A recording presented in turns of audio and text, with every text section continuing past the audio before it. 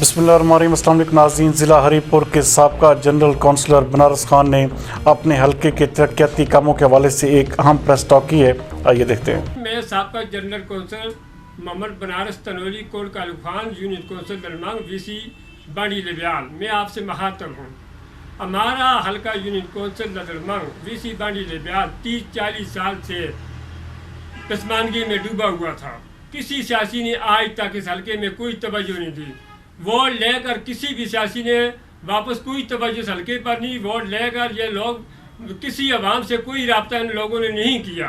جب یہ حکومت تحریک انصاف رہنما یوسف ایوب خان، جناب وفاقی وزیر عمر ایوب خان، جناب بلدیات وزیر اکبر ایوب خان کو میں نے اپنے گاؤں میں خصوصی دعوت پر بلایا۔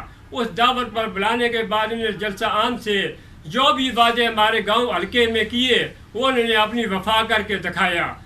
یہ میں اپنی طرف سے اپنے علاقے کی طرف سے نمائندگی کرتا ہوں کہ جتنے کام کروڑوں کے منصوبے کوٹ کالوخان روڈ حال جدال سے کوٹ کالوخان روڈ برالیاں چندور گلی تک جو ہمارا مطالبہ درینہ 40 سال سے ہم اس کی سوچ میں تھے، یہ آج عمر ایوب خان وفاقی وزیر اور پانی و بجلی یوسف ایوب خان رہنما تحریک انصاف اکبر ایوب خان بلدیات وزیر نے جو کیے، شاید ہماری نسلیں بھی ان کا احسان نہیں ختم کر سکتی، اور ہم جب تک ہماری زندگی ہے انشاءاللہ تعالی ہم ان کا ساتھ نہیں چھوڑیں گے، اور ہمارے حلقے کی طرف سے ہماری طرف سے انشاءاللہ تعالی اخراج تقسیم پیش کرتے ہیں۔